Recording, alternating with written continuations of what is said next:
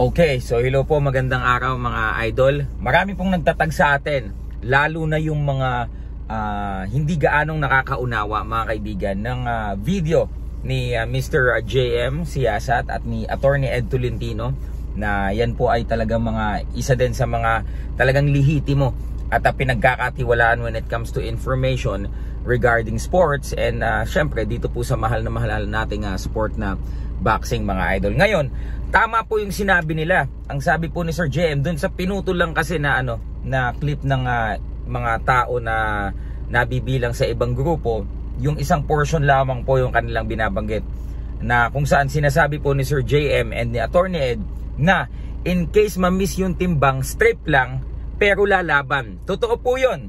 Totoo po yun. Yan po ay tama. Pero po ito po yung mas detalyadong information. Okay po? Bagaman po ito yung usual na ginagawa sa mga world title fights, pero ito po dahil mas may mahigpit na mga kondisyones, mas marami pong parameters ang kailangang ma-meet nung pong lalo na nung WBO champion, any of the two naman, pati si Butler naman. But napakarami din pong kondisyones na binigay nung WBO na diniscuss na din nila Attorney Ed. Ngayon, dadagdagan ko lamang po yung kanilang mga na informasyon na isama sa video na tawag dito na tama at mas didetalyihin lang po natin. Una, kapag po may sumampang fighter, either of the two mga kaibigan, at siya po, let's say yung kampiyon, kapag po siya ay sumampa sa timbangan, 3%, at least 3%, halimbawa nag-overweight, pero at least 3% may leeway pa rin. Ano po yung 3%? Maybe 3.5 pounds ang i-over niya po. Ang laban po ay tuloy. Okay po ang laban po ay tuloy. Ang belt po ay strip. May purse or premyo pa rin, pero papatawan po siya ng penalty per pound. Depende po sa pinagkasunduan sa kontrata, dahil per contract po yan kung ano man po ang penalty, kung ilang pound ang lalagpas mo. Yan po ay yung usual na na ginagawa kapag po sa mga world title fights. Pangalawa, okay, so syempre bago tayo magpatuloy, tuturuan ko muna kayo ng game kung gusto nyong magtalpakan ha. Ito nga pala yung Kabibi game. Let's go, download. Yan, so download now. Pakadali lang. Download anyway. Alright, so open natin. Install. Open, syempre. And ito na. Yan, napakadali lamang yan. Okay, so syempre kung wala ka pang account, so phone register ang pipiliin mo. I-enter mo lang yung phone number mo at gawa ka lang ng pambihirang password na hindi mo makakalimutan kahit kailanman. And syempre send OTP code ka lang. And log in syempre. Yan, okay. O yan, so ito mga kaibigan, kapag ito ay newly download mo pa lang, available balance dyan 5 pesos yan mga idol So pwede mo na yun agad italpak, pwede mo na yun palaguin. Try tayo ng game. Halimbawa itong Dragon Tiger mga idol.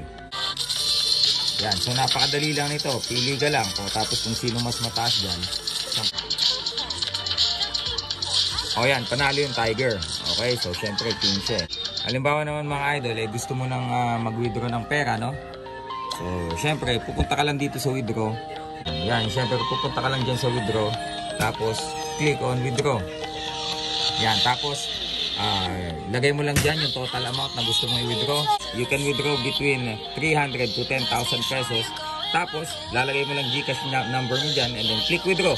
Yun na yun. Okay, so download na kayo ng Kabibi game. Yung link ay ipipin namin sa comment at isasama ko sa description. Download na. See. Pag naman po sumobra dyan sa 3% allowance mga kaibigan, halimbawa bibigyan ko kayo ng example. Jack Tipora, nung lumaban siya, dapat siya lumaban sa undercard ni Senator Manny Pacquiao at ni Adrian Broner. Lagpas po siya sa 3%. Ilan po yung pounds niya na sinobra? 5 pounds po mga kaibigan. May replacement din pong nakatutok doon kasi interim world championship yan. Ngayon po, si Jack Tipora tumimbang 5 pounds over. Ano po ang naging resulta? Strip po ang kanyang belt. Okay po? Wala po siyang purse at hindi po siya makakalaban, of course. Pag wala kang laban, wala kang purse. Okay po? So again, uulitin po natin just to be clear wala pong mali sa sinasabi ni Attorney Ed and ni Sir JM. Mas dadagdagan ko lang po para mas lalong luminaw. pag within 3% mga idol nung kanilang contracted weight, again, depende pa rin to sa kontrata ha. Hindi ko po sinasabing ito na, but depende pa rin po ito sa kanilang nilagdaang kontrata sa laban po na yan. But ito pong sinasabi ko sa inyo ay yung usual. Alright? So pag nag-over ng 3 pounds, okay, maaari pa rin ituloy yung laban, discretion ng BO and then ng promotion. Alright? Tuloy ang laban, strip nga lang ang belt, pero may purse, pero meron pong deduction, depende kung ilang pound ang sosobra mga idol, ano. Pero tuloy pa din, let's say 3 pounds, no? Pero kapag umabot na ng 5 pounds and up, strip na yung belt, wala pa pong tawag dito, purse, at hindi ka makakalaban, and dyan po papasok yung replacement. Kaya po pinahanda ng WBO, kaya po pinahanda ng promoter ang isang official replacement like Jonas Sultan. Naaalala niyo po ba yung Dubai? Sino po nakakaalala nung Dubai? Nung ang WBO champion po that time ay nasugod po sa ospital, sino pong ready replacement na bata din po namin sa Knuckleheads? Joseph Agbeco, yung hawak po ngayon ni Sir Scott Patrick Farrell ng South Africa. Nung siya po ay hindi po niya na-meet yung timbang, bakit po may mga nakahandang replacement? If the promoter was notified that they are having some issues with weight or kung ano man mga kaibigan na magiging sanhi na hindi siya makakadating sa official weigh-in or may mga aberya, meron pong ready na replacement. Bakit po? Dahil sila po ay to avoid yung mga hindi matutuloy yung laban, yung main event, yun pang wala. Yun pong mga kadailanan kung bakit po din hahanda po sila ng replacement. I remember when I was with Jack Tepora nung January 2019, nung undercard po siya, yung pong kinuwang replacement na Meksikano ready for Jack Tepora, kung mamimit niya yung weight na at least kahit 3 pounds makakalaban din siya, although strip. Yung Meksikano po kahit hindi lalaban, yung replacement kahit hindi lalaban, may purse po yun. Pero po kung hindi na meet ni Jack Tepora yung weight, ang sasalang po yung replacement, which is yun nga yung sumalang doon nung undercard ni Senator Manny Pacquiao at tinalo nung Ruiz, yung supposedly kalaban po ni Jack Tepora.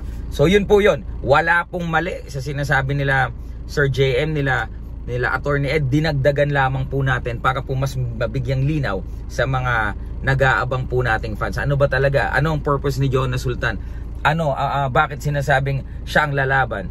Ano yung replacement? So yun po mga kaibigan ay mga paghahanda. Kung ikaw yung promoter, syempre kailangan, the show must go on. You need to be ready. If in case mangyari ito, meron kang naka-ready dyan na talagang pwedeng humalinhin sa dapat naman talagang lalaban. So yun lamang po. Yan po ay para po sa mga lehitimong boxing fans na nagtatanong. Yung iba vague yung pagkakaintindi nila. Yung iba po talagang because nasa magkabilang panig they hate the other side. Tapos yung mga nasa side naman namin, they hate the other side. But this kind of informations na akin pong inilahad sa inyo ay para po dun sa mga fans na talaga nga naman pong naghihintay ng legitimate answer. So yun po mga kaibigan, yan pa rin po sa huli. Magde-decide pa rin po nyan is yung organization, which is WBO, and yung promoter, which is Probellum. After all the parameters na gagawin po towards to this upcoming world title fight. Yun lamang po. Peace.